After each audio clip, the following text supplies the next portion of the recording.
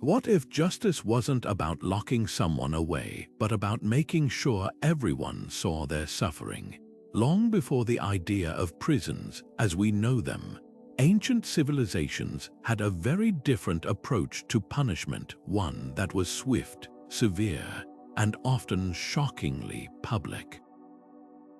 Picture this: a crowded marketplace, the air thick with anticipation, as a criminal is dragged before the people.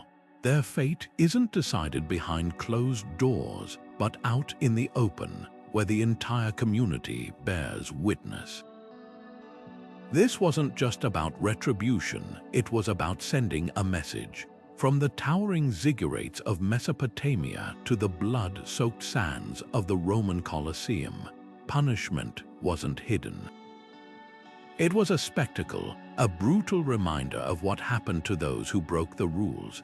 But why did ancient societies choose such extreme methods? Why humiliate or maim when they could simply lock someone up? The answer lies in the very fabric of these early civilizations.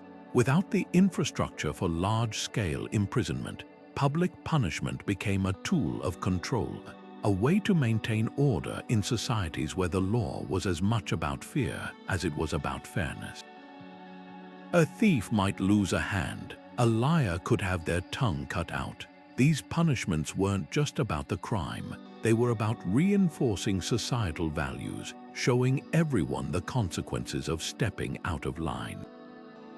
And perhaps most chilling of all, they worked. The fear of public shame or mutilation kept many in check, creating a system where justice was as much about psychology as it was about pain.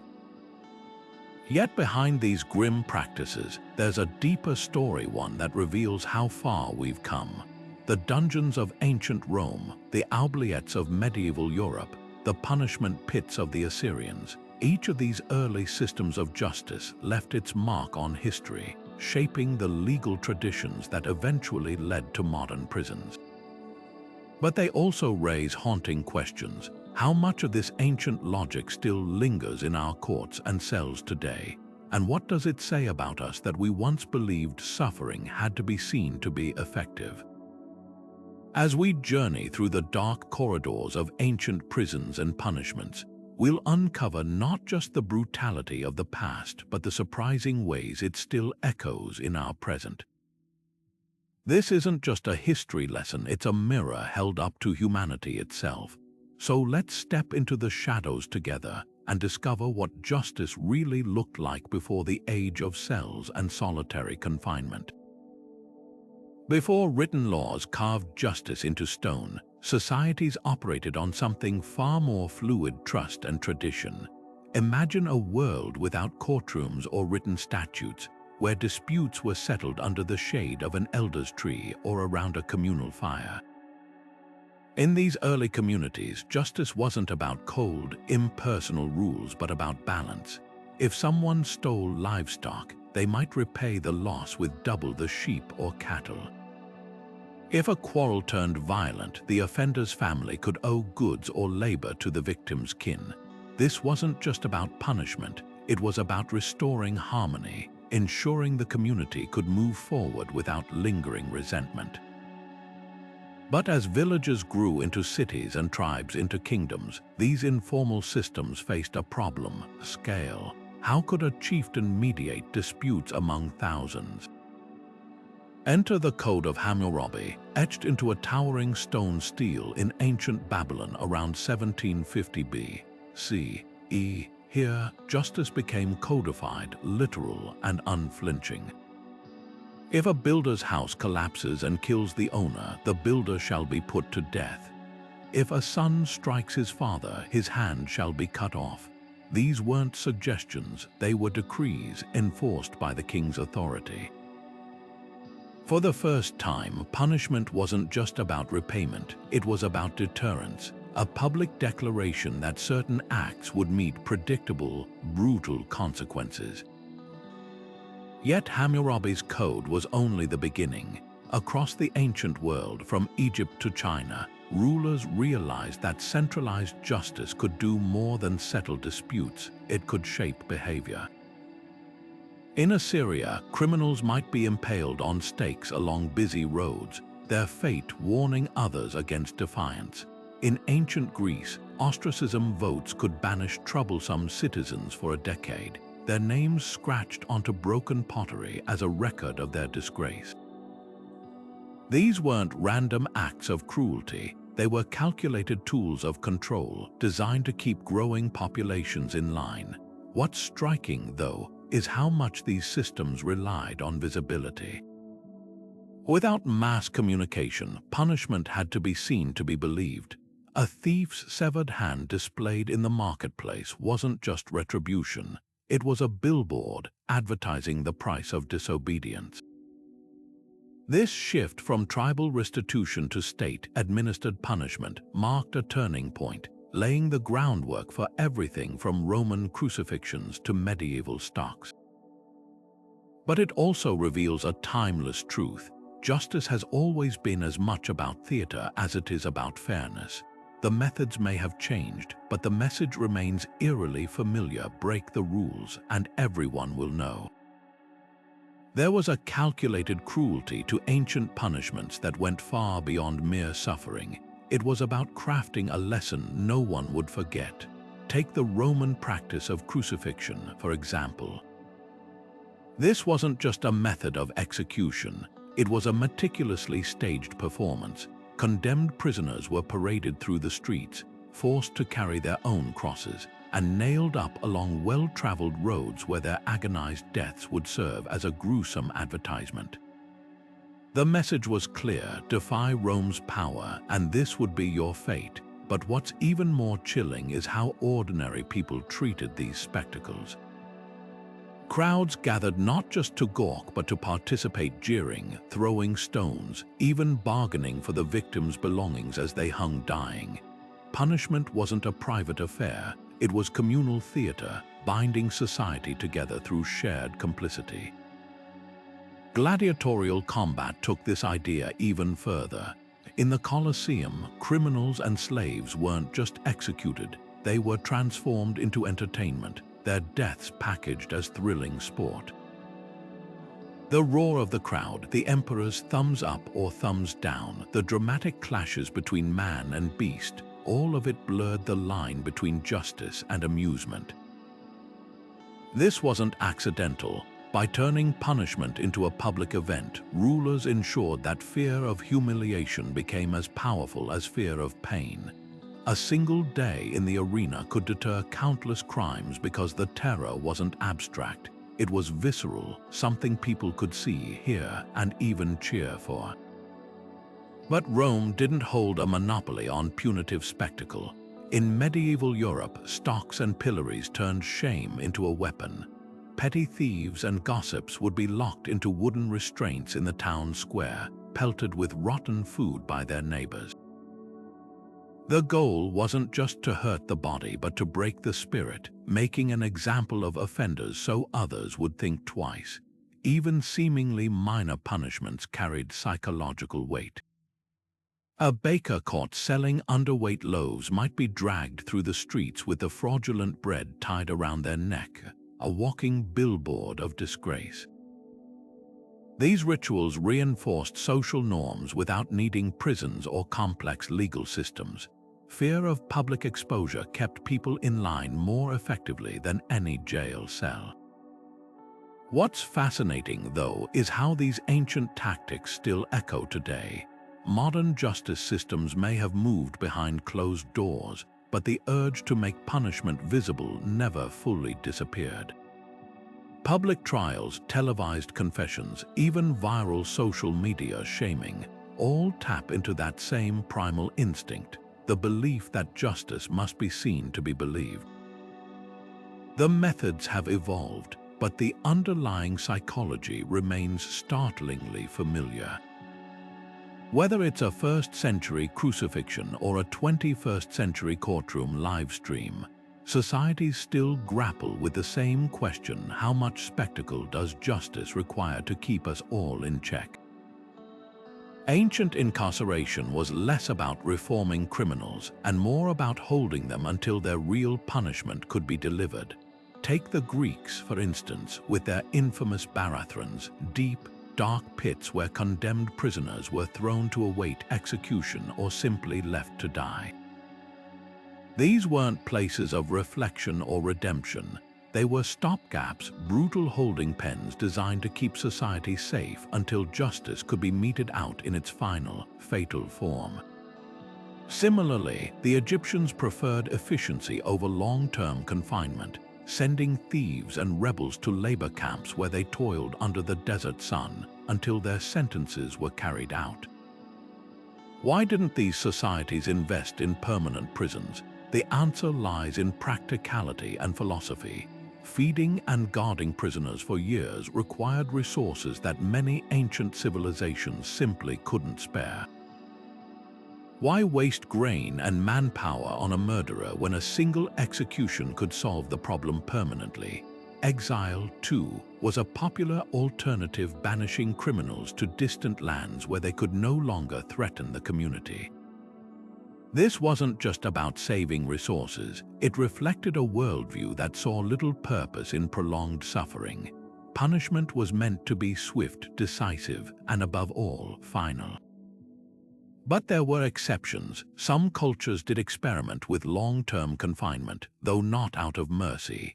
The Assyrians, for example, used underground dungeons to break the spirits of political prisoners, leaving them in darkness for months or even years.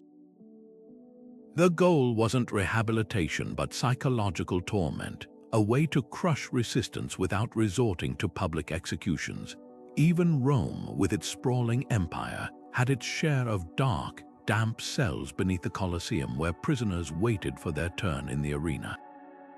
These spaces weren't designed for living, they were designed for waiting, a grim pause before the real punishment began. What's fascinating is how these early forms of imprisonment reveal a fundamental truth about ancient justice. It was transactional, not transformative.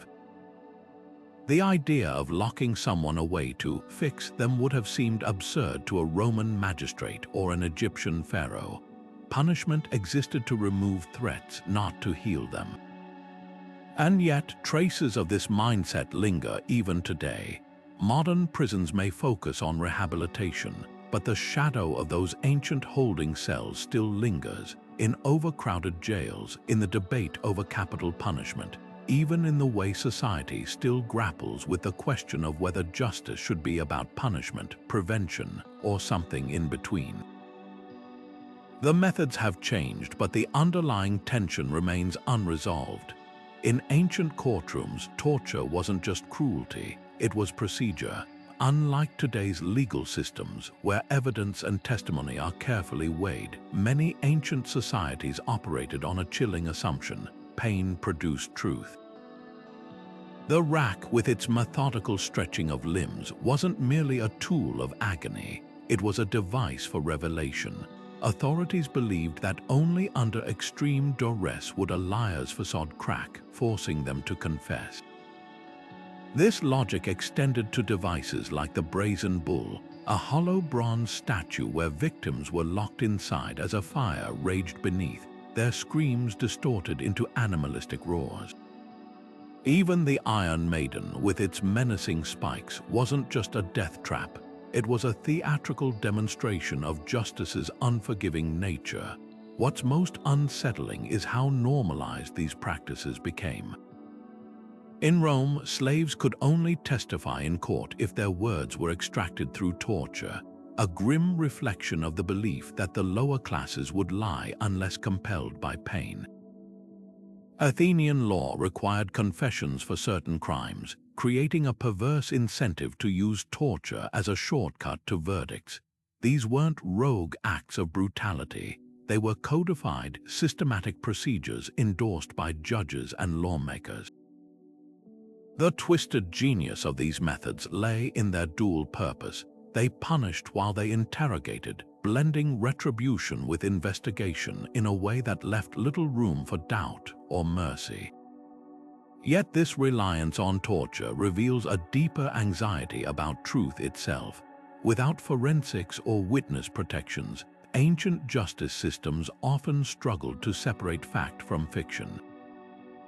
Pain became a crude but reliable tool, a way to bypass deception in societies where truth was seen as something hidden, something that had to be forcibly uncovered.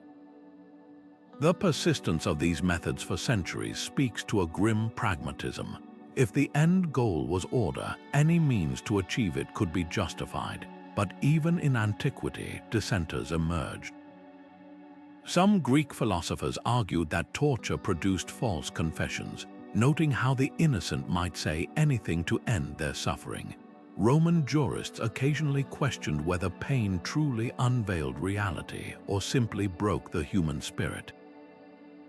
These voices were rare, but their existence hints at an early recognition of torture's fatal flaw. It didn't reveal truth, it manufactured it. The legacy of these practices lingers in uncomfortable ways.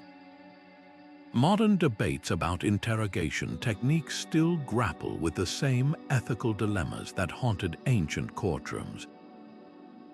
How far can justice go in pursuit of truth? When does procedure cross into cruelty? The instruments may have changed, but the core question remains: can suffering ever be a reliable path to justice, or is it just a relic of humanity's darkest instincts? Exile wasn't just about being sent away. It was a slow unraveling of everything that made a person human. In ancient Greece, ostracism votes could banish a citizen for 10 years, their name etched onto broken pottery shards as a physical record of their disgrace. Imagine standing in the agora, watching your neighbors scratch your fate onto clay fragments, each one a silent verdict that you no longer belonged. This wasn't just political theater, it was social death. A banished Athenian lost property, status, even the right to be remembered. Their absence created a void where their identity once stood, a warning to others about the fragility of belonging. Rome took this idea even further with its practice of deportatio, reserving remote islands like Sardinia or the barren slopes of the Aegean for criminals and undesirables. These weren't just prisons without walls, they were landscapes of despair. Stripped of citizenship, exiles faced a world where even the elements conspired against them. Without the protection of Roman law, they became non-persons, vulnerable to bandits, starvation, or the whims of local rulers. The poet Ovid, exiled to the Black Sea frontier, wrote heartbreaking letters describing how the very language around him felt alien, as if even words had abandoned him. His punishment wasn't just physical removal, it was the erasure of his cultural anchor. But exile's true cruelty lay in its ambiguity. Unlike execution, which offered finality, banishment forced the condemned to linger in a twilight state, neither fully alive nor honorably dead. Norse sagas tell of outlaws like Grettir the Strong, who spent decades skulking in caves, every hand turned against him. In Anglo-Saxon England, those declared, "Wolf he fought, wolf's head," could be killed on sight, their humanity legally revoked.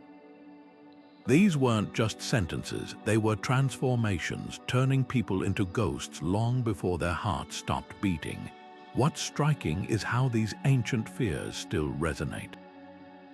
Modern deportation or disbarment may lack the physical brutality of the past, but they tap into the same primal dread, the terror of becoming untethered, of losing the networks that define us. Exile worked because it weaponized loneliness, proving that sometimes survival can be more terrifying than death. The next time you hear someone say, "I'd rather die than leave," remember, they're channeling an ancient truth that still echoes across millennia. Corporal punishment in ancient societies turned the human body into a living ledger of crime and consequence.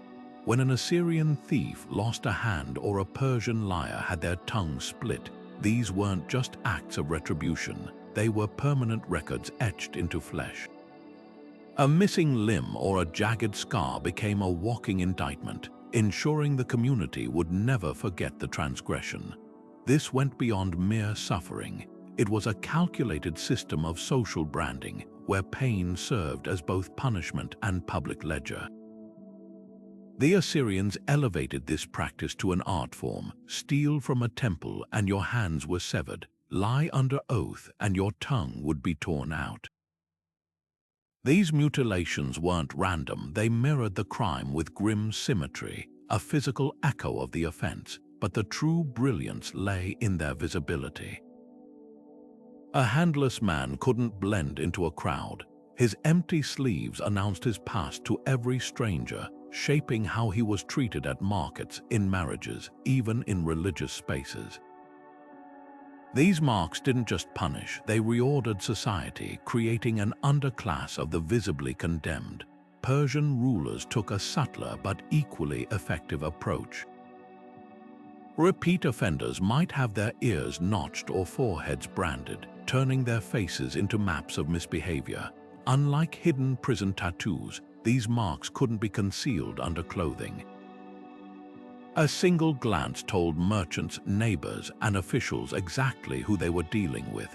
This system relied on collective memory, no need for written records when every citizen became a living archive of justice served. Yet the psychological impact cut deeper than the physical wounds. In societies where honor was everything, these marks didn't just scar skin, they shattered reputations. An Egyptian with a theft brand on his arm might find himself barred from temple rites. A Greek caught cheating at dice, his forehead seared with a hot iron, would struggle to secure business partnerships. The punishment extended far beyond the initial pain, weaving exclusion into the fabric of daily life. What's revealing is how these ancient practices mirror modern debates about criminal records and public shaming. Today's mugshots and sex offender registries serve a similar function: visible markers that shape opportunity and perception long after sentences end. The methods have modernized, but the underlying question remains: when does justice cross into perpetual punishment? The scars may have faded from flesh to paper, but their power to define lives persists across millennia. In the shadow of ancient ziggurats and temple walls, debt wasn't just a financial burden, it could rewrite the course of a person's life. Under Hammurabi's code, a Babylonian farmer who couldn't repay a loan might find himself working the creditor's fields, not for wages, but to erase the debt grain by grueling grain. This system, known as debt bondage, transformed money owed into years of labor, binding entire families to their creditors like human collateral. On the surface, it seemed practical, a way to ensure repayment in economies where coinage was scarce. But dig deeper and a darker truth emerges. For many, this wasn't temporary servitude, it was a one-way descent into generational poverty. The Hebrew Bible offers a revealing glimpse into how these practices played out. Under Mosaic law, a debtor could be held as a bondservant for up to 6 years, but the 7th year brought mandatory release, at least in theory. In reality, desperate borrowers often pledged not just themselves but their children, creating cycles of inherited servitude. Prophets like Nehemiah would later rail against wealthy elites who exploited these rules, describing families torn apart by debts as small as a handful of silver. The law provided safeguards, but power and desperation rarely balanced the scales. What's chilling is how these ancient systems mirrored the very inequalities they claimed to address. A merchant might seize a farmer's harvest after a drought, then demand labor to cover the lost profit, effectively turning misfortune into permanent servitude. In Athens, debtors unable to pay could be sold abroad, their citizenship erased along with their debts. Even Rome, despite its sophisticated legal system, allowed creditors to imprison insolvent debtors in private dungeons, where chains and starvation often extracted payments no ledger could justify. Yet amid this brutality, glimmers of resistance flickered. The Babylonian king Ammisajuka once issued a sweeping edict canceling all debts, a radical reset button for society's most vulnerable. Hebrew Jubilee laws mandated that ancestral lands lost to debt be returned every 50 years, a check against perpetual dispossession. These weren't just economic policies, they were acknowledgments that justice couldn't survive when debt became a life sentence. The echoes of these ancient struggles resonate unnervingly today. Modern payday loans and wage garnishment may lack the physical chains of the past, but the underlying tension remains. When does repayment cross into predation? Ancient debt bondage reveals a paradox that still haunts us. Systems designed to ensure fairness often become tools of exploitation, proving that the line between justice and cruelty has always been drawn not in stone, but in the shifting sands of power. In ancient Egypt, justice wasn't just a matter of human law, it was woven into the fabric of the cosmos itself. The concept of Maat, the divine order that held the universe in balance, meant that every crime wasn't merely a social transgression but a cosmic disturbance. A thief stealing from a temple wasn't just taking gold, they were threatening the harmony between gods and mortals. Punishments for such offenses often mirrored this spiritual gravity. Blasphemers might face execution, their bodies denied the mummification that ensured safe passage to the afterlife, a fate worse than death in a culture obsessed with eternity. Even minor sacrileges, like defacing a sacred text, could result in forced labor in the quarries, where the guilty served both the state and the gods through back-breaking toil. But Egypt was far from alone in merging the sacred and the punitive. In Mesopotamia, temple priests doubled as judges, their verdicts handed down with the weight of divine authority. A merchant caught cheating in a temple market might be sentenced to repay tenfold, not just to the wronged party, but to the gods themselves through offerings and sacrifices. The famous Code of Hammurabi opens with the king receiving his laws from the sun god Shamash, framing every punishment as divinely ordained. This wasn't just symbolism. It meant that breaking a contract or lying under oath wasn't just illegal, it was sacrilegious, inviting the wrath of both courts and deities. The Greeks took a different but equally severe approach. In Athens, the crime of Asabeia impiety could mean exile or death, as the philosopher Socrates famously discovered. His trial wasn't just about corrupting youth, it centered on his alleged disrespect for the city's gods. What made religious crimes so terrifying across these cultures was their intangible consequences. A thief could repay stolen goods, but how did one undo the offense of angering a god? The fear of divine retribution, plagues, failed harvests, military defeats, made these punishments harsher than those for mundane crimes. A murderer might face execution, but a temple defiler could doom an entire community. Yet some of the most revealing examples come from the Norse world, where pagan rituals shaped legal proceedings. In Iceland's Althing assemblies, oaths were sworn on sacred rings kept in temples, with perjurers believed to face the fury of Thor himself. Even after Christianity's arrival, remnants of this mindset persisted. Medieval church courts punished heresy with public penance, walking barefoot through town in sackcloth, or standing chained to the church door for weeks. These weren't just sentences, they were rituals of purification, meant to cleanse both the sinner and the society they'd spiritually polluted. What's striking is how these ancient fears still echo in modern debates about religious freedom and blasphemy laws. The methods have changed, but the core tension remains. Where does society draw the line between respecting faith and enforcing conformity? When ancient priests pronounced curses on tomb robbers or medieval churches excommunicated dissenters, they weren't just punishing individuals, they were defending a worldview. And that, perhaps, is the most enduring lesson of religious justice. The crimes we fear most reveal what we truly value. Whether carved into temple walls or hidden in legal codes, these punishments remind us that for much of history, the worst thing you could steal wasn't gold, it was the peace of the gods. Shaming rituals in ancient justice systems weaponized something far more fragile than flesh social standing.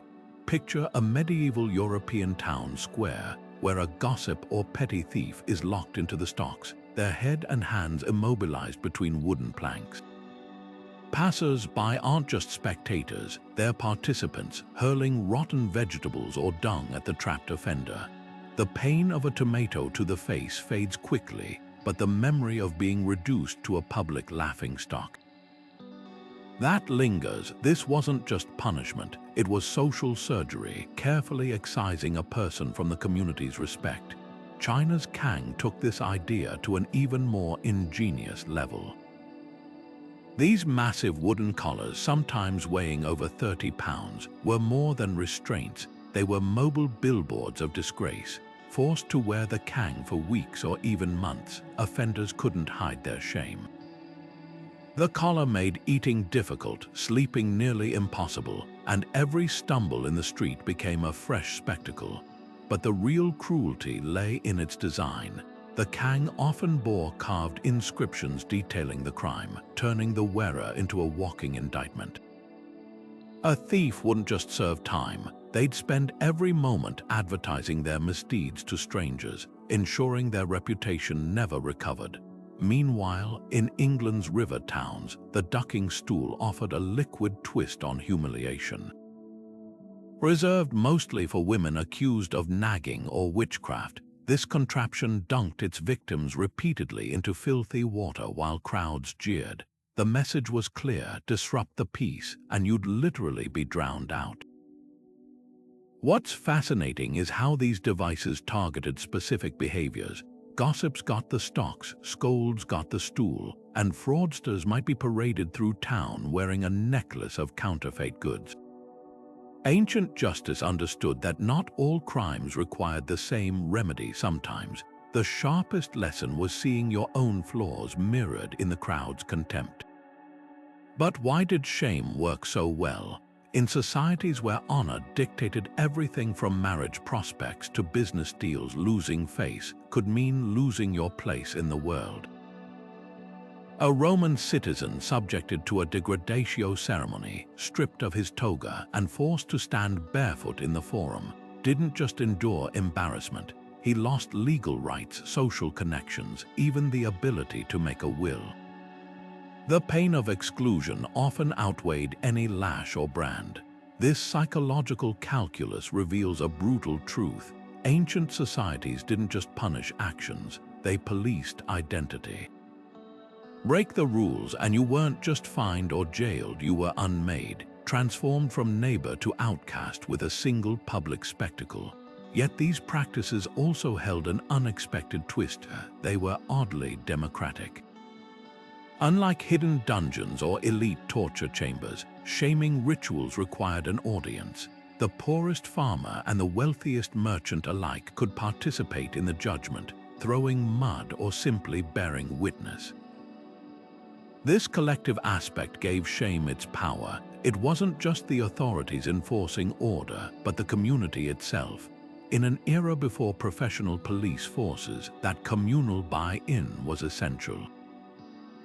A single day in the stocks taught dozens of onlookers the price of disobedience, turning punishment into a shared lesson. The legacy of these tactics lingers in unsettling ways. Modern cancel culture, viral public apologies, even mugshots published online, all tap into that same primal understanding. Reputation is currency, and stripping it away can be more devastating than any fine or jail sentence. The tools have changed, but the human fear of being cast out remains as potent as ever.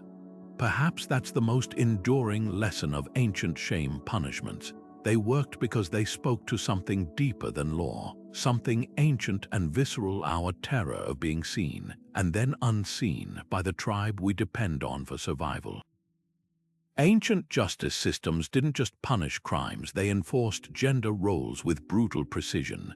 Take adultery laws in Mesopotamia, where a married woman caught with another man could be bound and thrown into the river, while her male accomplice might face nothing more than a fine. The disparity wasn't an oversight, it was baked into the legal fabric. Women's bodies became battlegrounds for family honor, their punishments serving as public reminders of who controlled virtue and violence. Meanwhile, men who strayed often walked away with minor consequences, their reputations bruised but intact. This wasn't justice blindfolded, it was justice with a glaring double standard. But why such extremes? The answer lies in how ancient societies viewed women as vessels not just for children, but for a family's social standing. A wife's infidelity threatened bloodlines, inheritance, and alliances, making her transgression a communal crisis. In contrast, a husband's affair was often dismissed as a trivial indulgence, hardly worth the court's attention. Nowhere was this imbalance clearer than in Rome's paterfamilias system, where a father could legally execute his daughter for sexual misconduct but had no such power over his sons. The law didn't just reflect patriarchy, it weaponized it, yet some cultures took even darker turns. Assyrian laws prescribed gruesome facial mutilation for women who aborted pregnancies without their husband's consent, a punishment unthinkable for men. In Athens, a raped woman could find herself exiled alongside her attacker, as if violation were a shared crime. These weren't just legal codes, they were control mechanisms, using pain and shame to keep women within narrowly drawn lines.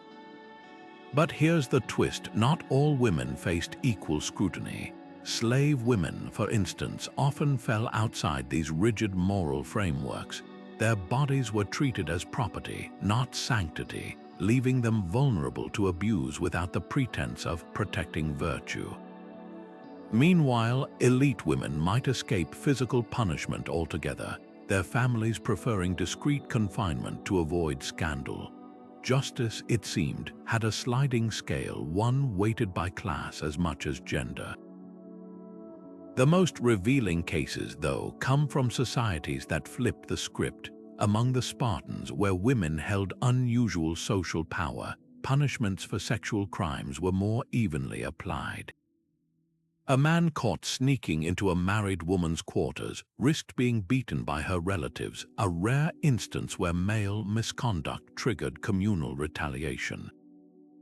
Even in Egypt, women could initiate divorce and own property, making adultery cases less lopsided. These exceptions prove the rule. Where women had autonomy, punishment lost its gendered edge. What's haunting is how these ancient biases linger. Modern debates over reproductive rights or revenge porn echo the same toxic premise that women's bodies are communal property, subject to scrutiny men rarely face. The tools have changed, but the underlying calculus remains eerily familiar. Who gets to decide what's a crime and who bears the weight of justice? When we trace these threads back through history, one truth becomes unavoidable: punishment was never just about guilt. It was about who mattered and who didn't. Justice might have been blind in theory, but when it came to the elite, she often peeked through the blindfold. While common thieves lost hands and rebels faced crucifixion, nobles and rulers enjoyed a different scale of punishment, one where exile replaced execution and fines stood in for floggings. Take the Roman practice of damnatio memoriae, where disgraced emperors like Domitian weren't executed but erased, their statues toppled, their names chiseled from monuments. This wasn't mercy, it was a calculated trade. The powerful weren't just spared death, they were allowed to vanish quietly, their punishment tailored to preserve the dignity of their class. The Byzantine Empire took this idea even further with its infamous political mutilation. A scheming noble might lose his nose or be blinded rather than face execution, rendering him unfit for the throne but still alive. Gruesome as it sounds, this was considered leniency, a way to neutralize threats without spilling royal blood. The message was clear: even in disgrace, the elite operated by different rules. Their bodies weren't just vessels for punishment, they were symbols of the social order itself. But why such restraint? Part of it was practical. Executing a noble risked igniting feuds or rebellions, turning one criminal into a martyr. Fines, by contrast, enriched the state while keeping hands clean. When the Saxon king Ethelred the Unready imposed heavy penalties on his own nobles for incompetence during Viking raids, he wasn't just punishing failure, he was refilling coffers drained by war. The elite paid in gold, not blood, because their wealth made them more useful alive. Yet there was also a deeper psychology at play. Publicly torturing a noble undermined the very hierarchy that kept societies stable. In medieval Japan, samurai who dishonored themselves were expected to commit seppuku, a ritual suicide that preserved their honor while still enforcing consequences. The act was brutal, but it was also private, a far cry from the peasant who'd be boiled alive for poaching deer in the king's forest. The difference wasn't justice, it was theater. By treating the elite differently, rulers reinforced the idea that some lives simply mattered more. What's fascinating is how these ancient double standards persist in modern legal systems. White-collar criminals serving time in minimum security prisons, celebrities avoiding jail through plea deals, these aren't new phenomena. They're echoes of an age-old truth. Justice has always been as much about who you are as what you've done. The methods may have modernized, but the underlying calculus remains startlingly familiar. Power doesn't just corrupt, it cushions, bending the scales of punishment to its will across centuries. Military justice in ancient armies didn't just punish failure, it turned fear into fuel. Take the Roman practice of decimation, where a cowardly or mutinous legion would be forced to draw lots. Every 10th man, regardless of rank or past bravery, would be bludgeoned to death by his own comrades. This wasn't random brutality, it was psychological warfare on the unit itself. Survivors had to live with the memory of killing their brothers in arms, a trauma designed to stamp out future disloyalty. The message was clear: in war, there was no middle ground between absolute discipline and collective annihilation. But Rome wasn't alone in its ruthlessness. Spartan military culture began at birth, where elders inspected newborns for physical flaws. Those deemed weak or deformed were left to die on Mount Taygetus, a chilling preview of a society that valued strength above all else. For Spartan boys who survived infancy, the Agode training system was a gauntlet of starvation, theft, and ritualized violence. Get caught stealing food. A beating wasn't punishment for the crime, it was punishment for getting caught. The lesson: perfection wasn't optional. This relentless conditioning created soldiers who feared disgrace more than death, a mindset that turned small city-states into military juggernauts. The Assyrians took a different but equally brutal approach. Deserters weren't just executed, they were impaled along roads leading to battlefields, their rotting corpses serving as mile markers for marching troops. Even kings weren't exempt. Assyrian rulers who fled battles faced public humiliation, forced to wear the severed heads of their own officers as grotesque necklaces. These weren't just punishments, they were spectacles, reinforcing the idea that courage wasn't a virtue but a non-negotiable requirement. What's fascinating is how these military practices bled into civilian life. Roman crucifixions, originally reserved for rebellious soldiers, became a common public punishment for slaves and pirates. The Greek concept of ostracism, banishing unpopular leaders, mirrored the army's expulsion of cowards. Even the Viking tradition of the blood eagle, where a traitor's ribs were carved into wings, found its way into sagas as a warning to all of society. Military justice didn't just shape armies, it scripted the rules of citizenship itself. Yet the harshest punishments often revealed a society's deepest insecurities. The Aztecs, who prized battlefield captives for sacrifice, executed their own soldiers for retreating without prisoners. Chinese dynasties punished entire families for one soldier's desertion, extending shame across generations.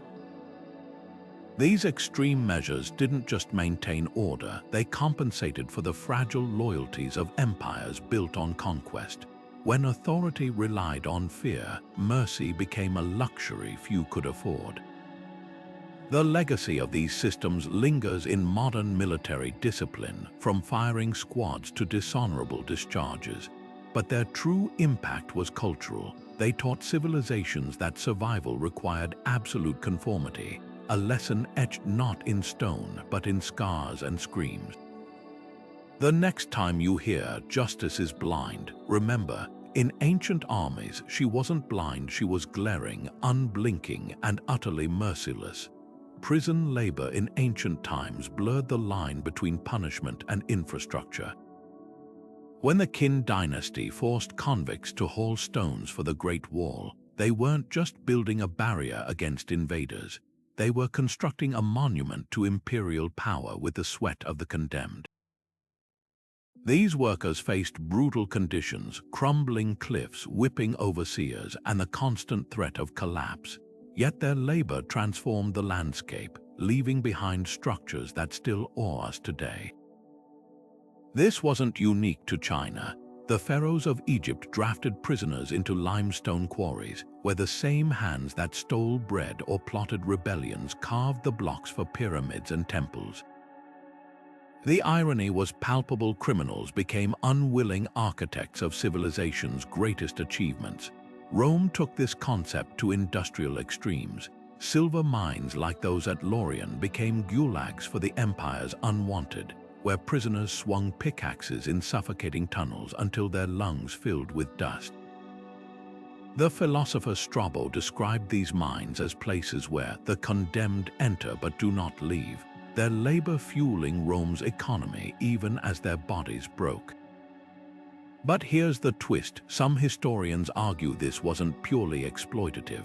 For certain non-violent offenders, mine work offered a grim alternative to execution, a chance, however slim, to outlive their sentences. The line between cruelty and mercy was razor thin. Other cultures found subtler ways to extract value from punishment. The Aztecs assigned petty thieves to maintain public gardens, turning vandals into caretakers of the beauty they'd once defaced. In ancient Athens, convicts might be tasked with repairing the very buildings they'd damaged, their labor restoring what their crimes had undone. These practices carried a whisper of poetic justice, as if society was saying, if you break it, you'll fix it. Yet the darkest truth lay in the economics. For rulers, prison labor was a bargain. Why pay free workers when the condemned could toil for nothing?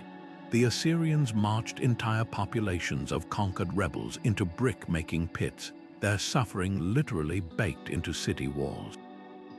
Even the Bible recounts how the Israelites, enslaved in Egypt, were forced to make bricks without straw, a punishment disguised as productivity. The scale was staggering. Historians estimate Qin dynasty convicts moved enough earth for the Great Wall to bury modern Manhattan under 10 feet of soil. What's revealing is how these ancient systems still echo today. Modern debates about prison factories and rehabilitation programs grapple with the same questions. When does labor become redemption, and when is it just slavery by another name? The pharaohs and emperors might be gone, but their legacy lingers in every chain gang and community service sentence. Perhaps that's the most unsettling lesson. The past isn't as distant as we'd like to believe. The stones of history were laid not just by kings and artists, but by the hands of the damned. Ancient myths weren't just stories, they were cautionary blueprints for how societies understood justice. Take Prometheus, chained to a rock with an eagle eternally devouring his liver. His crime, stealing fire from the gods to give to humanity. The punishment wasn't just about pain, it was about futility. Each night his liver regrew, only to be torn out again at dawn. This gruesome cycle mirrored real-world attitudes. Some crimes demanded endless suffering, not because they could be undone, but because their sheer audacity required a spectacle of perpetual consequences. The message was clear: defy divine or royal authority, and your torment would become a lesson etched into collective memory. Homer's Odyssey offers another revealing glimpse. When Odysseus blinds the Cyclops Polyphemus, Poseidon doesn't simply strike him down. Instead, the sea god ensures the hero's journey home becomes a decade-long nightmare of storms, shipwrecks, and lost comrades. Here, punishment isn't just retribution, it's proportional escalation. The suffering mirrors the offense, teaching audiences that harming a god's kin would ripple through every aspect of life. Real-world legal codes like Hammurabi's eye for an eye principle echoed this logic, where penalties precisely matched crimes in a grim symmetry. Then there's Sisyphus, forever rolling a boulder uphill only to watch it tumble back down. His sin, cheating death twice, first by tricking Hades into chains, then by convincing Persephone to let him return to the living. The gods didn't just punish his defiance, they weaponized psychology. Sisyphus' torture lay in the moment the boulder slipped, the crushing realization that his efforts were meaningless. Ancient audiences would have recognized this as kin to punishments like the Roman Pona Cullae, where parricides were sewn into sacks with live animals and thrown into water. Both carried a symbolic weight. Some crimes corrupted the natural order, demanding punishments that felt cosmically significant. But myths also reveal societal anxieties about unfair justice. In the tale of Oedipus, an abandoned child unknowingly kills his father and marries his mother, fulfilling a prophecy he tried desperately to avoid. His self-blinding and exile reflect a haunting question: what if punishment strikes those who meant no harm? Greek tragedies like this mirrored debates in Athenian courts about intent versus outcome, suggesting even ancients grappled with the morality of retribution. These stories did more than entertain, they shaped real-world behavior. When Aeschylus staged the Eumenides, showing Orsts tried for matricide by a jury of Athenians, he wasn't just dramatizing myth. He was promoting Athens' new court system over blood feuds. Likewise, Norse sagas like Egil's saga showed outlaws surviving through cunning, subtly questioning whether harsh punishments always served justice. Literature became a sandbox for testing legal philosophies, letting audiences experience consequences vicariously before applying those lessons to daily life. The most telling detail: many mythological punishments targeted hubris, excessive pride before the gods. Icarus falling from the sky, Niobe weeping eternally for her lost children, Arachne transformed into a spider for challenging Athena's weaving skills. These weren't warnings against specific crimes, but against overstepping one's station, a theme mirrored in laws punishing slaves who impersonated citizens or commoners who wore forbidden fabrics. Myths and legal codes converged on one brutal truth: in a world ruled by capricious gods and kings, the greatest crime was forgetting your place. Yet within these tales, glimmers of nuance emerge. Some versions of Prometheus' story show him eventually freed by Hercules, suggesting even eternal punishments might have limits. The Furies in Greek myth evolve into protectors of justice rather than mere avengers.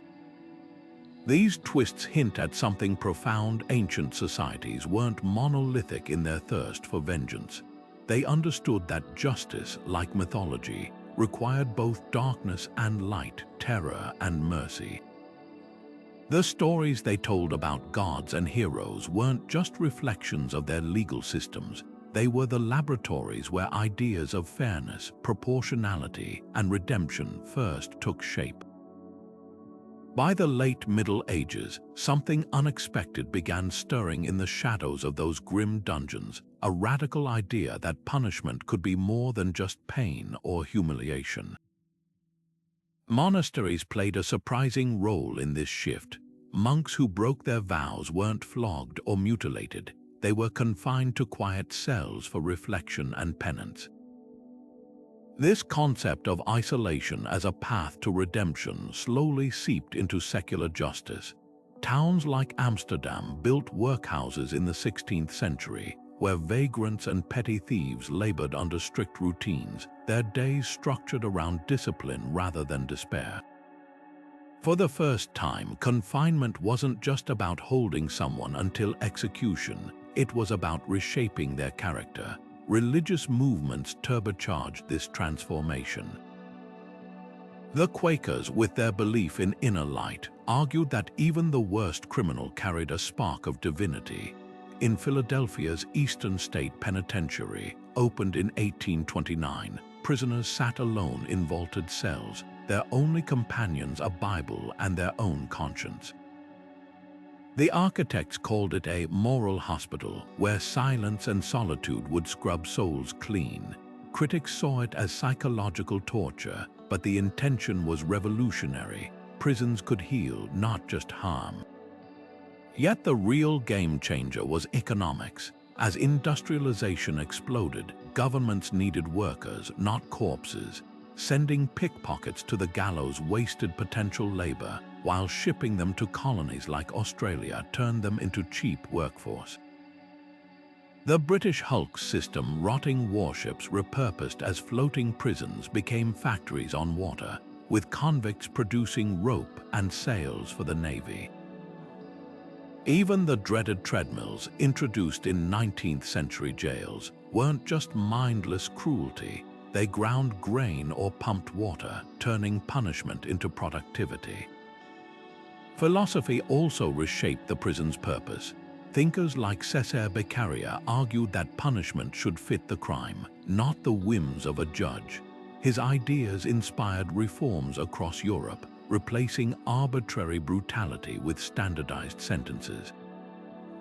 Meanwhile, Jeremy Bentham's panopticon design, a prison where inmates felt constantly watched, revealed a new priority: control through psychology rather than chains. The modern system was crystallizing: predictable sentences, rehabilitative ideals, and the cold calculus of social utility. What's fascinating is how these experiments collided with reality. Eastern states' solitary confinement drove men mad. Australia's penal colonies birthed brutal gang cultures. Yet each failure pushed societies closer to today's systems, flawed compromises between punishment and reform. The echoes of this transition still haunt us. When we debate solitary confinement or prison labor, we're not just arguing policy. We're wrestling with a question first posed in those medieval monasteries: can captivity ever truly make someone free? Hollywood loves its dank, dripping dungeons, chains rattling in the shadows, prisoners screaming from behind rusted bars. But the truth about ancient prisons is far less cinematic. Take the Mamertine prison in Rome, carved into the Capitoline Hills bedrock. Far from a sprawling labyrinth, it was essentially two cramped chambers stacked atop each other, where high-profile enemies of the state awaited execution. No elaborate torture devices, no endless corridors, just cold stone and the certainty of doom. This disconnect between myth and reality raises a fascinating question. Why do we imagine ancient incarceration as so much grander and gorier than it really was?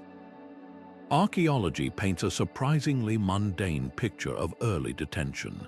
In Mesopotamia, clay tablets describe house arrests, where wealthy offenders simply stayed in their homes under guard. Egyptian records mention temporary holding pens near courthouses, more like modern drunk tanks than permanent prisons. Even the infamous oubliettes of medieval castles, those pits where prisoners were supposedly forgotten, were often just storage cellars repurposed for short-term confinement. The real shock isn't how brutal these spaces were, but how ordinary. Yet there's a twist. While most ancient lockups were functional, some cultures did engineer genuine psychological horror. The Syracusans in Sicily built ear-shaped caverns called the Ear of Dionysius, where whispers from prisoners above echoed down to eavesdropping guards below. The Chinese Qin dynasty constructed underground networks of brick-lined cells beneath palaces, their precise locations lost to time. These exceptions prove the rule. Where special punishment was required, ancient engineers could indeed craft nightmares. But for every elaborate torture chamber, there were 100 nondescript rooms where justice was simply bureaucratic. Modern excavations reveal another truth. Ancient prisons were often multipurpose spaces. The same Roman building might hold prisoners by night and market goods by day. Viking sagas describe chieftains using their halls as temporary jails during feuds, with captives drinking alongside their captors until ransoms were paid. This fluidity shatters our image of dedicated, purpose-built dungeons. Incarceration wasn't yet an industry, it was an improvised solution, as makeshift as a roped-off corner in a temple or a guarded cave. Perhaps the greatest myth of all is the idea that ancient societies prioritized long-term imprisonment. Without mass incarceration systems, most punishments were either swift execution, fines, or symbolic exile, shaming. The few who were detained long-term, like the prophet Jeremiah, lowered into a muddy cistern by his enemies, stood out precisely because it was so unusual. When the Babylonians conquered Jerusalem, they didn't build prisons for captives, they marched them across deserts to new homes. So why does the dungeon myth persist? Blame Victorian novelists and Gothic architects who spun romantic tales of moaning prisoners to sell books and tourism. The real story is subtler. Ancient justice preferred efficiency over theatrics, repurposing existing spaces rather than constructing elaborate hellscapes.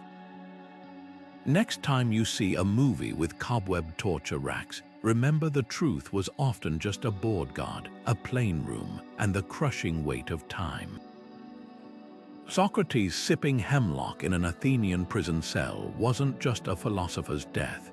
It was the ultimate test of a legal system's integrity.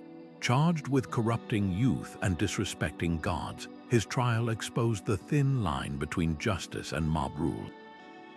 The jury of 500 citizens voted by narrow margin to execute him, proving even democracy could weaponize punishment against unpopular ideas.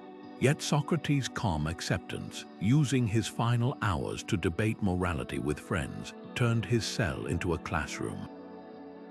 His death revealed a paradox. The same system that condemned him also allowed his ideas to flourish posthumously, leaving us to wonder whether ancient Athens punished criminals or simply those who made it uncomfortable. Across the Mediterranean, another prisoner's fate would shape history. The Apostle Peter, chained between Roman guards in the Mamertine prison, represented a different kind of threat, not to philosophy but to imperial authority. Early Christians accused of undermining Roman traditions often found themselves in dank pits beneath the city, yet Peter's story took a curious turn. Legends claim his chains miraculously broke and an angel led him past sleeping guards. Whether myth or metaphor, the tale underscores a reality. Rome's prisons couldn't contain the spread of ideas they didn't understand. Not all famous prisoners faced such grim ends. Boethius, the 6th century scholar, wrote The Consolation of Philosophy while awaiting execution under Theodoric the Great. His crime, alleged treason, his cell became a crucible for one of antiquity's most profound meditations on fortune and suffering. Unlike Socrates, Boethius had no jury, just a paranoid king's whim. His writings reveal how personal vendettas often masqueraded as justice in royal courts, where truth mattered less than the ruler's mood. Then there's the curious case of Joseph in Egypt. Thrown into a pharaonic dungeon over false assault accusations, his rise from prisoner to vizier reads like an ancient legal thriller. The key, his talent for interpreting dreams. This wasn't just luck, it highlighted how skill could trump even the harshest systems. Egyptian prisons, often holding the innocent alongside the guilty, became bizarre talent pools where fortune favored the useful. Joseph's story hints at an uncomfortable truth. In many ancient societies, justice wasn't blind. It blinked especially for those who offered something in return. These stories collectively paint a messy portrait. Socrates shows how laws can silence dissent. Peter reveals the limits of physical confinement against faith. Boethius exposes justice as a ruler's plaything, while Joseph proves survival often depended on leverage, not innocence. Together, they force us to ask, were these systems designed for fairness or control? The answer, it seems, depends on whose cell you're standing in. Justice in ancient Rome wasn't blind. She peeked through her blindfold to check your bank balance first. The law of the 12 tables, carved into bronze in the 5th century BCE, made this hierarchy explicit. Patricians caught stealing might repay double the stolen goods, while plebeians faced flogging or enslavement. But the inequalities ran deeper than written statutes. A wealthy Roman accused of murder could retreat to his villa awaiting trial, sipping fine wine with influential friends. Meanwhile, a poor farmer in the same situation rotted in the Tullianum's subterranean damp, his fate sealed before the trial even began. Bribery wasn't just common, it was systematized. Athenian courts operated like auction houses, with defendants and plaintiffs hiring professional speechwriters to out-argue each other. The wealthier side could afford luminaries like Lysias, whose crafted defenses swayed juries through rhetoric alone. And if words failed, a well-placed bribe to court officials might lose key evidence. Even in Egypt, papyri record instances where judges conveniently forgot to show up until the right palms were greased. This wasn't corruption in the shadows, it was justice operating as designed for those who could navigate its price tag. The contrasts grew starker at the extremes. In Persia, noblemen convicted of capital crimes might receive the relatively dignified fate of strangulation with a silk rope, a nod to their status. Commoners faced impalement, their agonized deaths lasting days. China's Tang dynasty took a different approach. Officials could commute death sentences by paying blood money to victims' families, a privilege inconceivable for peasants. These weren't just double standards, they were elaborate caste systems where punishment adapted to the convict's social DNA. Yet some societies attempted checks on this imbalance. The Visigothic Code in medieval Spain mandated equal fines for the same crime regardless of class, though nobles often paid in gold coins while peasants offered livestock, maintaining de facto inequality. Hammurabi's famous eye for an eye principle theoretically applied to all, but surviving court records show palace officials routinely escaping mutilation penalties that laborers suffered.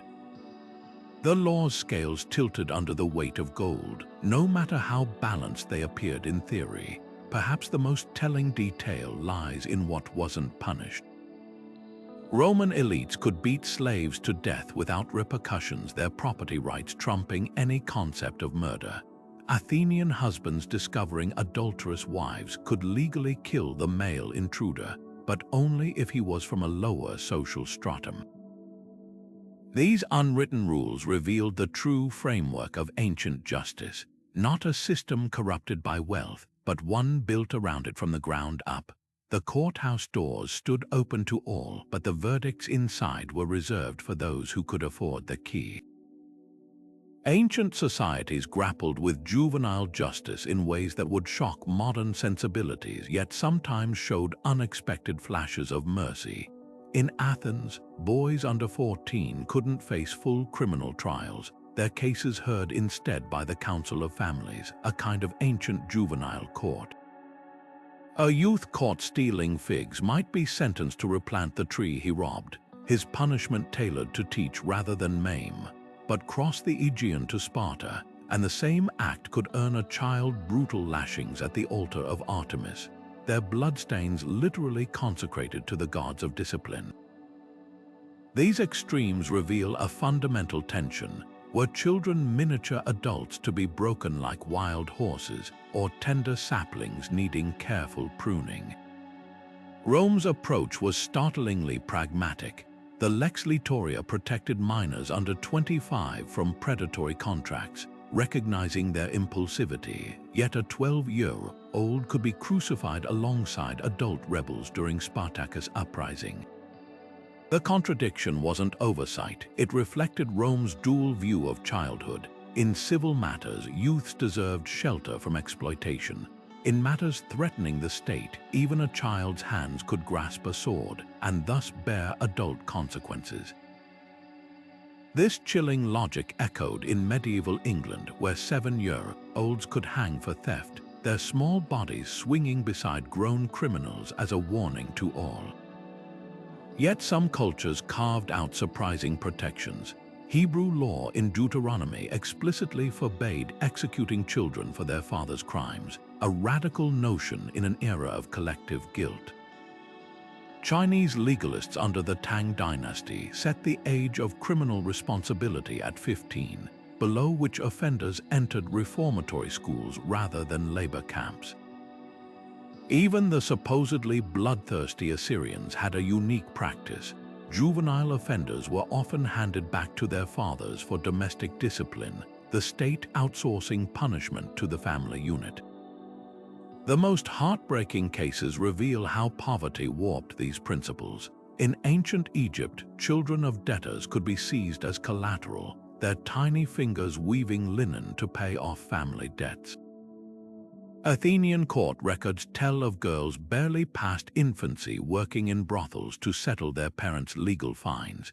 These weren't formal sentences but systemic loopholes, ways for societies to claim they spared the rod while still profiting from child suffering.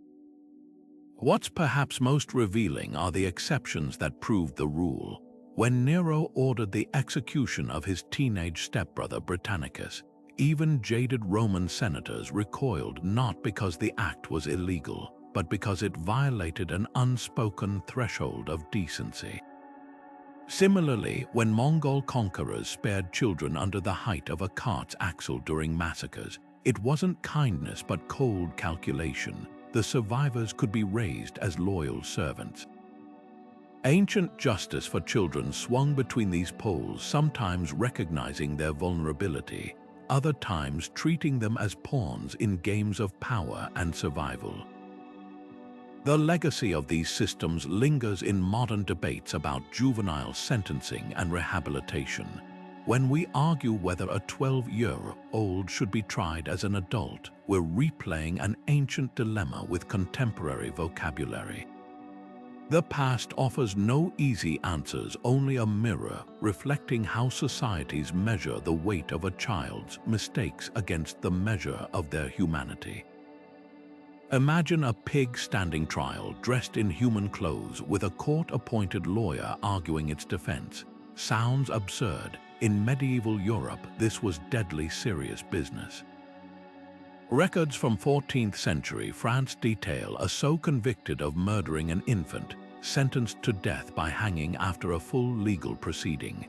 But pigs weren't alone. Rats, locusts, even weevils faced formal charges in courts of law. These weren't symbolic gestures, they were meticulously documented trials complete with prosecutors, witnesses, and verdicts. At first glance, it seems like pure superstition, but dig deeper, and you'll uncover a fascinating window into how premodern societies understood justice, nature, and even the divine. Take the case of the Burgundian moles. In the 1500s, villagers hauled a colony of moles to court for destroying crops. The moles failed to appear, perhaps unsurprisingly, so the court appointed them a defense attorney who argued his clients were simply following God's will to survive. The judge ruled in the moles' favor, ordering the villagers to provide them alternative land. This wasn't just legal theater, it reflected a worldview where animals weren't mindless beasts but moral actors accountable to cosmic order. If a creature harmed humans, it wasn't chance, it was a choice demanding redress. The logic behind these trials reveals a surprising sophistication. Medieval thinkers saw creation as an interconnected web where every being, from kings to cockroaches, played a role in maintaining divine harmony. When pests ravaged fields or animals attacked people, it wasn't just misfortune, it was a rupture in that balance. Putting animals on trial was an attempt to restore equilibrium through the same system used for human crimes. The rituals mattered. Dressing a pig in trousers before execution or excommunicating caterpillars with church bells weren't acts of cruelty but ceremonies to reaffirm humanity's God-given authority over nature. But here's the twist. These trials also exposed deep anxieties. A 15th century lawsuit against rats in Autun accused them of feloniously and maliciously devouring barley crops. The rat's lawyer countered that townspeople had failed to protect his clients from predatory cats, violating their right to safe passage. The case dragged on for months before mysteriously vanishing from records. What reads like comedy today was deadly earnest then, revealing a society grappling with uncontrollable forces, famine, disease, natural disasters by anthropomorphizing them. If you could put a rat on trial, maybe you could reason with the chaos it represented. The most chilling examples involve animals executed for crimes we'd now attribute to human negligence. A 16th century French donkey was burned at the stake after being seduced into mating with a man. The man was merely flogged while the donkey paid the ultimate price. These cases highlight how animal trials became outlets for communal shame, scapegoating creatures for human failings. The real message wasn't about the animals, it was a warning to people. When a dog was hanged for stealing cheese, the lesson wasn't, dogs are evil. It was, this is what happens to thieves. By the Enlightenment, animal trials faded as science redefined nature's role. But their legacy lingers in unexpected ways. Modern lawsuits granting legal personhood to rivers or chimpanzees echo medieval beliefs that non-humans can bear responsibility. The difference, today's courts frame it as environmental ethics rather than divine order. Yet the core idea remains, justice isn't just for people. It's a language we use to negotiate our place in a world we'll never fully control. Those medieval farmers dressing pigs in waistcoats might seem ridiculous, but they understood something we've forgotten sometimes. You have to confront chaos head-on, even if it means reading a grasshopper its rights. In ancient Egypt, death wasn't the end, it was the ultimate courtroom. The Book of the Dead describes the weighing of the heart, where Anubis placed a deceased person's heart on a scale against the feather of Mat, goddess of truth. A heart heavy with lies and crimes would tip the balance, condemning its owner to be devoured by the monstrous Ammit, but a pure heart that meant eternal paradise in the field of reeds. This wasn't just mythology, it shaped how Egyptians lived. Tomb inscriptions often list good deeds like, "I gave bread to the hungry," as legal briefs for the afterlife, proving earthly actions carried cosmic weight. The fear of divine judgment was so potent that even pharaohs considered gods themselves filled their burial chambers with spells to outwit Osiris' tribunal. The Greeks painted an even grimmer portrait of post-mortem justice. Tartarus, a pit deeper than Hades itself, awaited tyrants and oath-breakers with punishments tailored to their sins. Sisyphus, who cheated death twice, eternally pushed his boulder. Tantalus, who served his son as dinner to the gods, stood in water that receded when he tried to drink, beneath fruit branches that eluded his grasp. These weren't random torments, they were divine object lessons, teaching that certain crimes disrupted the natural order so profoundly that even death couldn't erase their stain. What's fascinating is how these beliefs bled into earthly justice. Egyptian judges wore amulets of mat, signaling their verdicts mirrored cosmic balance. A thief might escape human courts, but no bribe could lighten his heart on Anubis' scale. Greek orators invoked the Furies during trials, warning jurors that acquitting a murderer would invite supernatural retribution. The line between legal and divine justice blurred, sometimes literally. In Babylon, suspects plunged into rivers to let the gods decide their innocence. If they drowned, guilt was confirmed. But the afterlife's influence went beyond fear. It offered something human systems couldn't: perfect fairness. Mesopotamian myths described the sun god Shamash judging souls with unerring precision, while Zoroastrian texts promised the wicked would wade through molten metal at the end of days. These visions reassured the oppressed that corrupt kings and unpunished criminals would eventually face reckoning. A slave might suffer injustice now, but eternity would balance the scales. The most revealing examples come from cultures that merged afterlife justice with social control. Chinese hell money, burned at funerals, wasn't just tradition, it was celestial bribery, ensuring ancestors had funds to plead their case in the underworld courts. Viking sagas warned that oath breakers would tread the corpse bridge to Hell's realm, its surface narrowing under the guilty until they fell into oblivion. These stories didn't just describe punishment, they weaponized community shame.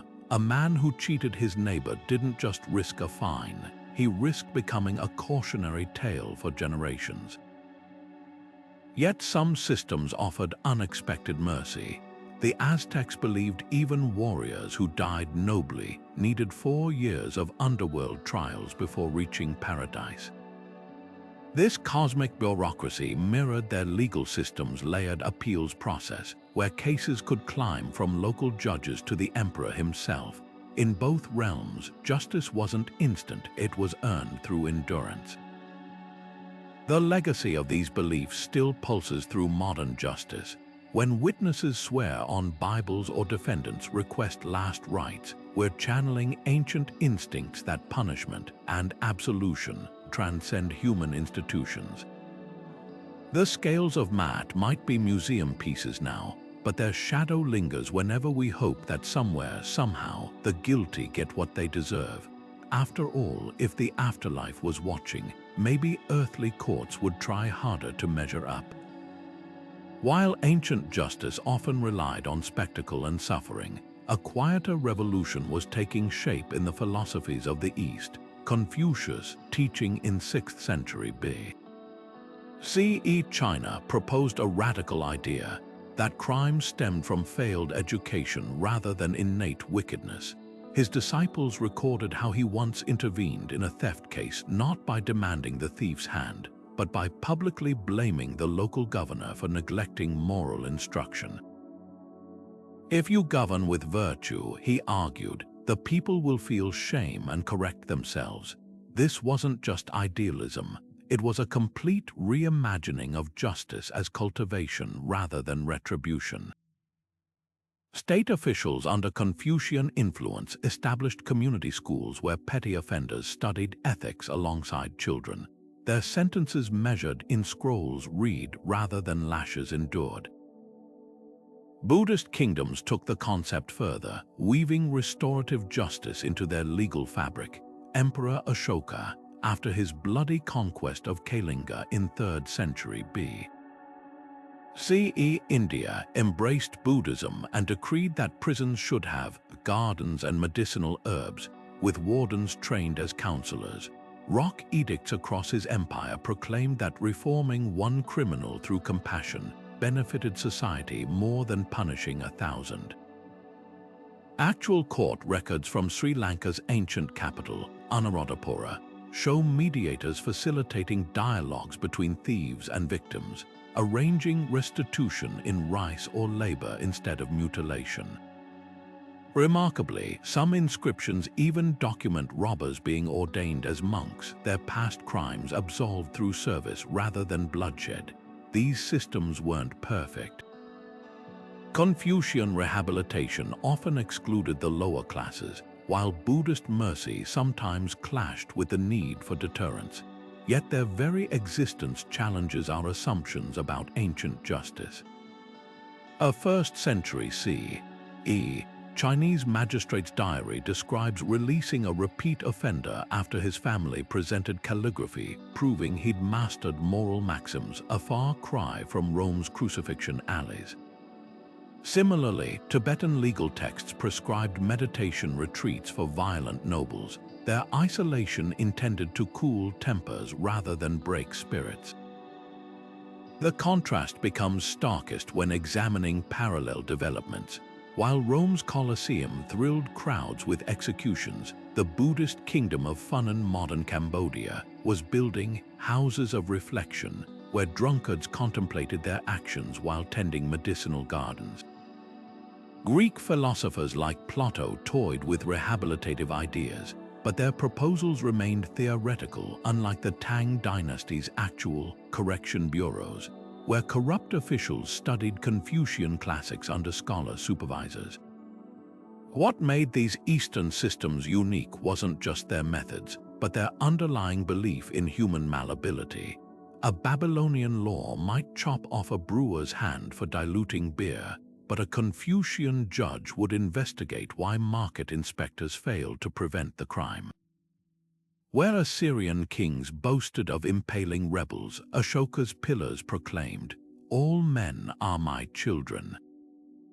This divergence raises profound questions. Were these societies truly more advanced, or simply privileged enough to prioritize harmony over harshness? The answer may lie in their lasting influence. Modern restorative justice programs from New Zealand to Norway consciously echo these ancient models, proving that sometimes the most revolutionary ideas aren't the newest, but the wisest ones we forgot. Even under the watchful eyes of guards and the looming threat of brutal reprisals, ancient prisons couldn't always contain human ingenuity. The Greek philosopher Aristotle, facing trial for impiety in 322 CE, didn't wait for the verdict. He reportedly fled to the countryside, quipping he wouldn't let Athens sin twice against philosophy after Socrates' execution. His escape wasn't unique. From Rome's subterranean pits to Egypt's desert labor camps, prisoners across antiquity hatched audacious plans to regain their freedom, often with methods as inventive as they were desperate. Tunneling was a classic strategy, but not in the way you might imagine. Roman prisoners, shackled in ankle-deep sewage, used rotting food and makeshift tools to slowly chip through mortar between stones. The Cloaca Maxima, Rome's sprawling sewer system, became an escape route for the desperate, though wading through waste and rats came with its own horrors. Meanwhile, in Persia, detainees exploited the very architecture meant to confine them. The infamous Prison of Darkness at Persepolis had lightless cells designed to disorient, but resourceful captives used sound instead of sight, memorizing guard rotations by the echoes of footsteps against stone. Bribery was another common thread woven through escape stories. Wealthy Roman prisoners like Jugurtha, the Numidian king, smuggled gold sewn into clothing to corrupt guards, though his luck ran out when he was transferred to the Tullianum's inescapable depths. But even the poorest inmates found ways to manipulate their captors. Egyptian papyri describe a thief who traded his skill at board games with a board guard, gradually convincing him to forget to lock a cell door. The stakes were high. Recaptured escapees in Assyria faced impalement, while Chinese fugitives could expect their families to be punished collectively under the doctrine of lianzuo. Perhaps the boldest escapes involved sheer theatrical deception. The Carthaginian general Hannibal, imprisoned by Rome's allies in Bithynia, allegedly staged his own death using a life-sized dummy and smuggled poison, slipping away during the funeral chaos. Less glamorous but equally clever were prisoners who exploited superstition. Norse sagas tell of a captured Viking who convinced his Christian guards he'd cursed their food, causing them to abandon their posts long enough for him to smash his chains. Authorities responded with increasingly elaborate countermeasures. Roman jailers began welding iron collars directly onto prisoners' necks after one too many lock-picking incidents. The Byzantines introduced double-blind guard systems where no single sentry knew the full prison layout. But the most chilling deterrent was psychological. Medieval European dungeons like Chillons in Switzerland featured escape-proof cells with clear views of previous failed escapees' skeletons, left to decay within sight of the living. What's revealing about these stories isn't just the methods, but what they say about justice itself. Every tunneling spoon, every bribed guard, every faked death was a silent protest against systems where punishment often outweighed the crime. The philosopher Boethius, awaiting execution in 624 CE, wrote that true prisons are made of fear, not walls, a lesson ancient escape artists understood all too well. Their defiance, whether successful or not, reminds us that the will for freedom can outlast even the most formidable stone and iron. The Assyrians didn't just punish criminals, they turned their suffering into propaganda carved in stone. Palace walls at Nineveh displayed sprawling reliefs of enemies impaled on stakes, their contorted bodies serving as both warning and celebration. These weren't hidden frescoes, they lined throne rooms and processional routes, ensuring every visiting dignitary understood the price of defiance. The artistry was deliberate muscles taut in agony, faces frozen in silent screams transforming terror into something almost aesthetic. This wasn't merely documentation, it was psychological warfare in limestone, designed to paralyze dissent before it could even form. Medieval artists took a different but equally potent approach. Church frescoes across Europe depicted hell as a meticulous workshop of agony, where demons operated bone-cracking contraptions with assembly line efficiency. In the Tres Riches Juras du Dr. Berry, a 15th-century prayer book, sinners are boiled, stretched, and devoured in scenes so vivid they border on instructional diagrams. The message was unsubtle. Earthly courts might show mercy, but divine justice was infinitely inventive. These images weren't just decoration, they were the PowerPoint presentations of their day, used by preachers to make abstract sins viscerally real for illiterate congregations. The symbolism in these artworks often carried layered meanings. Egyptian tomb paintings showed the god Anubis weighing hearts against the feather of truth, but the scales themselves were a legal symbol used in earthly courts. When a pharaoh commissioned such scenes, he wasn't just preparing for the afterlife, he was reminding subjects that his judgments mirrored cosmic order. Similarly, Roman mosaics of bound prisoners beneath conquering emperors weren't just battlefield trophies. They visually reinforced the idea that rebellion literally crushed people underfoot. Every artistic choice, from the size of the victors to the postures of the defeated, was a calculated lesson in power dynamics. Some cultures weaponized humor alongside horror. Aztec codices illustrated drunkards being beaten by rabbit-headed deities, their exaggerated grimaces turning moral lessons into dark comedy. Japanese woodblock prints portrayed thieves with grotesquely elongated arms, their bodies warped by greed. These images worked because they stuck in the mind. A caricatured criminal became a cultural shorthand, like a meme warning against bad behavior. The laughter they provoked wasn't incidental. It made the underlying threat more digestible, ensuring the message spread further than grim realism ever could. Perhaps most revealing were the omissions. Greek vase paintings showed heroic trials like Hercules' labors, but rarely depicted everyday punishments, a reflection of their belief that justice for commoners lacked artistic nobility. Conversely, Chinese legalist scrolls illustrated bureaucratic punishments like tattooing or forced labor with clinical precision, emphasizing the state's dispassionate efficiency. What societies chose to portray or ignore laid bare their deepest anxieties and values. The legacy of this visual rhetoric still echoes today. Modern mugshots and courtroom sketches serve a similar function, distilling complex legal processes into singular, memorable images. When we scroll past viral videos of public shaming or stare at the stern faces of judges in news photos, we're participating in an ancient tradition, one that understands justice must be seen to be believed. The mediums have changed, but the human instinct remains the same, to shape behavior not just through laws, but through the stories we tell about them. The echoes of ancient justice resonate in courtrooms today more than we might realize. Take the concept of trial by jury, which traces its roots not to medieval England as commonly believed, but to classical Athens.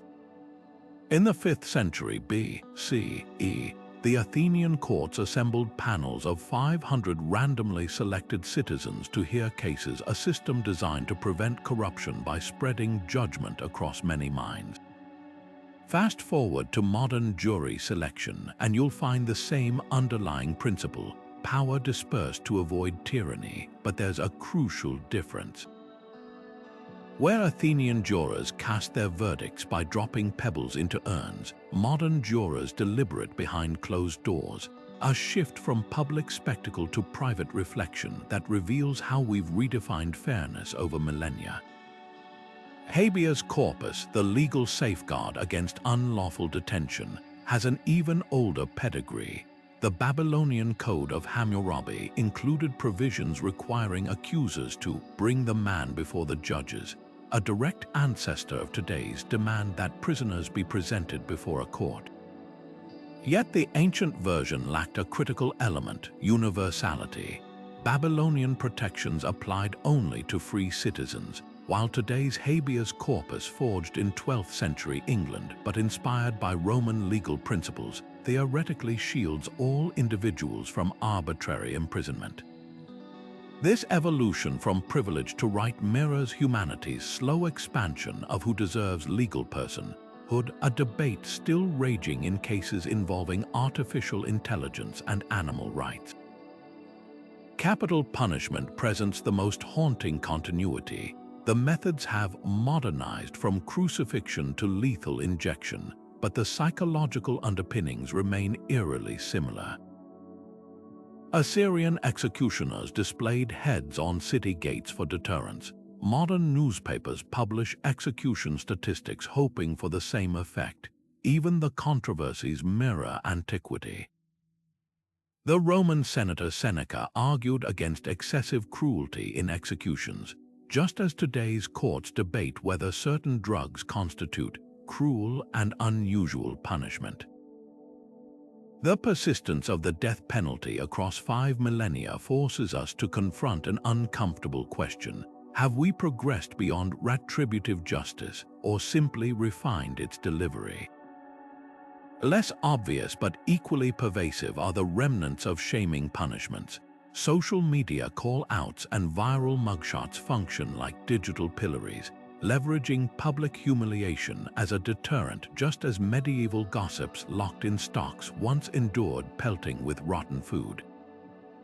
Even bankruptcy laws carry traces of ancient debt bondage, where financial failure could once cost your freedom. The difference: modern systems use credit scores instead of iron collars, but the stigma remains potent enough to drive some to despair. Perhaps the most telling survival is the presumption of innocence, first articulated in Jewish Talmudic courts and later codified by Roman jurists as "I incumbit probatio qui dicit." The burden of proof lies with the accuser.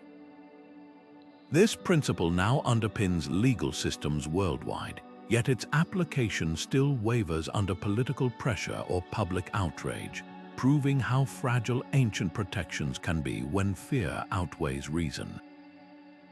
The thread connecting these practices across time isn't just tradition, it's humanity's unending negotiation between order and mercy, between the collective's safety and the individual's dignity.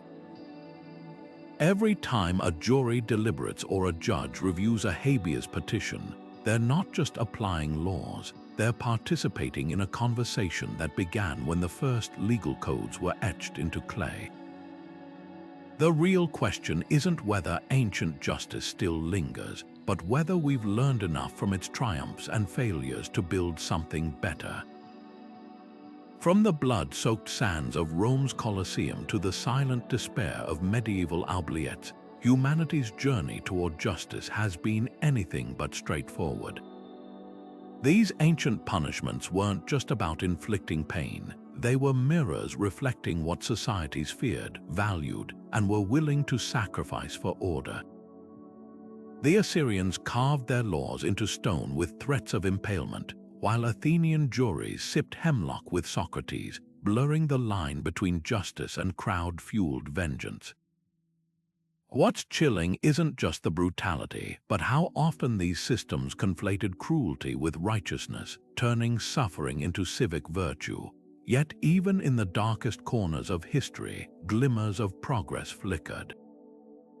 The Code of Hammurabi introduced the radical notion that punishments should fit the crime, however harshly. Confucian scholars argued for rehabilitation over retribution, planting early seeds for modern restorative justice.